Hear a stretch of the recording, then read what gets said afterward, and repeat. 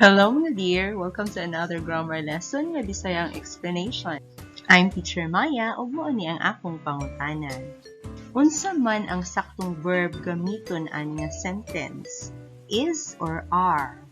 Before natutuan siran, review sa tagamay sa general rules sa subject-verb agreement.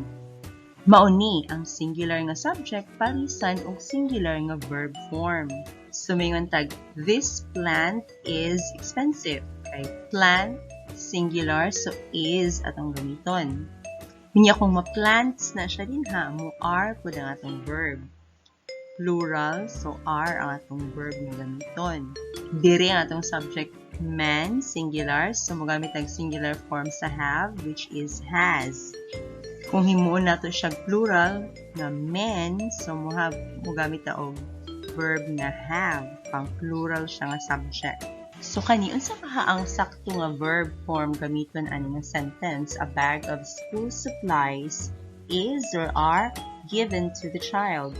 Is ang sakto nga verb gamiton dinhi. Nga naman, kay singular ang subject sa sentence. A bag, one bag. So is. Kaning of school supplies dinhi usara ni ka intervening phrase. Dili ni siya apil sa subject sa sentence. Dugang ra ni nga information about sa subject. Nagsamok-samok ra ni para i-test ang inyong grammar knowledge. Bitaw, sa giingon na nako additional information ra ni siya sa subject. Dili jud ni siya mao ang subject, dili ning supplies. So ano siya ilabot. So dili ni siya agdon sa verb. Ang subject, ang topic yun dinhi, ang bag. No? Muna siya ang subject. So, kasagaran sa mga intervening expressions, ang forma nila mga phrases or clauses o magpatunga na sila sa subject o verb. Parehaani, nagpatunga si subject sa verb. So, muna nga malipat ka usahay. So, bantayin niyo sila para magkasinabot ang imong subject o verb. Gusto sa mga intervening phrases, kanang magsugod sa together with. No? So, ani nga sentence, ang my mother ay ang subject. Nagsamok-samok na si father together with my father. No? Additional information rabitaw ni siya. Ni kuya gid si papa, dili ni kasagdan si mama. Tumuadto sila sa market. Kani pong of phrase nga mosunod sa subject, nagsamok-samok ra pud na siya. Naglibog-libog ra na inyo, bitaw. Nag-add ni siya additional information. So, ang topic yun or subject din ni ang preparation. Dili ning sa of phrase. So, singular form ang atong verb nga gamiton. Na S form kay simple present tense man sa verb. So, the same rule applies sa uban pang mga prepositional phrases na moadog information sa gigamit nga subject. Parehaaning ito, dili ang trees, agdon, kundi ang the house. Muna siyang S form siya sa simple present tense of the verb ang gamiton o singular form. Or kining of the cat, dili ang cat ang atong agdon, kundi ang the legs. Muna were ang atong verb form din. Dili pod of the puppies. There is a verb kay one man, one of the puppies. So, dili ang puppies ang agdon.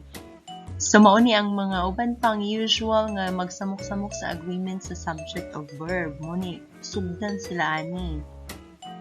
Including, like, plus, with, accompanied by, along with, as well as, in addition to, together with. Basta na, ganin ni sila, musunod ni sila sa subject. No, ayaw ni sila pansina, ayaw mo palipat ani nila, kaya wala ni sila labot sa subject, nag-add ni sila more information about sa subject. So, bisan pag murag daghan ang dimension, dili ni sila pinugkwenta as part of the subject, ha?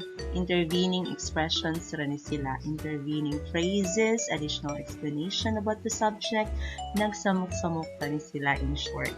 So, kasagaran nga kalibgan ani kay nahimo na tong plural ang verb form sa singular ra unta nga subject or singular ang verb form sa plural unta nga subject. Tungod kay naay mga intervening expressions, naay mga laing nouns or pronouns nga gisumpay sa subject. So, aniya ang mga examples nga naay mga intervening expressions. Our house was destroyed by Super Typhoon Odette. Nagitagaan pa ni mo additional information including the garden and the pig pen. Pero wala na siya ilabot nga agdon sa verb. My son has curly hair. But additional information, like his father. My son like his father, hindi siya dun sa verb. His gold wristwatch plus his wife's gold earrings was pawned due to emergency. Pero dili na ni Agdon ang plus his wife's gold earrings, additional information na lang siya. The boy is playing takyan on the playground. Additional information with his brother. So the boy with his brother. And that little girl, accompanied by her parents, goes to church every day. Ang refer diyan ni ang that little girl. My best friend, siya na ang pinaka-topic. Na lang siya kauban along with her younger sisters. Usually comes sa best friend Roman. Jason's brother is going to the cinema. Additional information learning kuyog puday ang iyang sister. The teacher has entered the classroom. Additional information pag nga aside sa teacher na po ang mga students niya in addition to the students. So again, bantayan niyo nato ang mga intervening expressions kay dili ni sila agdon sa verb. Huwag mo ito ang grammar knowledge nga akong ika-share about aning subject-verb agreement nga na ay intervening expression. Kung naka-learn o giganahan mo aning video lesson, please i-share ni sa uban para maka-learn po sila. Please put like, subscribe, or follow para updated mo sa mga videos nga i-share pa na ako puhon. Daghan, jud kaayong salamat. Have an amazing day!